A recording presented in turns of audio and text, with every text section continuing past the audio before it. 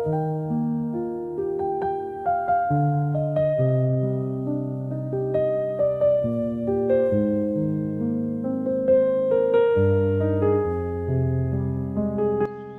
நாளுக்கான செய்தியின் தலைப்பு, கர்த்தரிடத்திலிருந்து மிகுந்த ஆசீர்வாதங்களை பெற்றுக்கொள்ள வழி இதோ. கர்த்தர் எனக்கு தந்த ஆசீர்வாதங்கள் என்னிடத்தில் திடமாயிருக்க நான் என்ன செய்ய வேண்டும் என்று யோசிக்கிறீர்களா? இன்று கர்த்தர் நமக்கு சொல்லுவது 2 நாளாகமம் 17:5. கர்த்தர் அவன் கையில் தந்த ராஜ்ய பாரத்தை திடப்படுத்தினார்.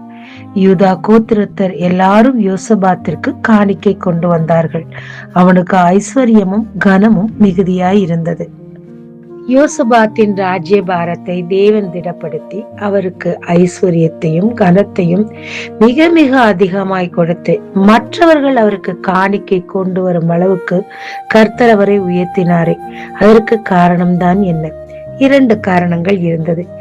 ஒன்று, தன் தகப்பனாகிய ஆசாவின் மோசமான வழியில் அவர் நடக்கவில்லை. ஆனால் தாவீதின் வழியில் நடந்து தேடி தேடி தேவனை பிரியப்படுத்தினார். இது தேவனுக்கு மிக மிக பிரியமாய் இருந்தது.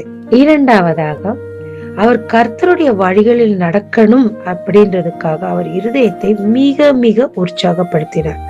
அதற்கு அவர் செய்த முதற் காரியம், தேவனுக்கு அருவருப்பான விக்கிரக தோப்புகளையும் மேடைகளையும் யூதாவை விட்டு முற்றிலும் அகற்றிவிட்டார். இது தேவனுக்கு மிக மிக பிரியமாய் இருந்தது.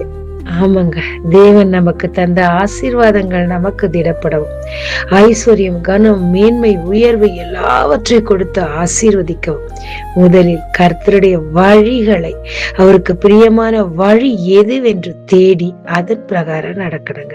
2வதாக, தேவனுக்கு பிரியமில்லாத காரியங்களை நம்ம விட்டு எடுத்து போடணுங்க.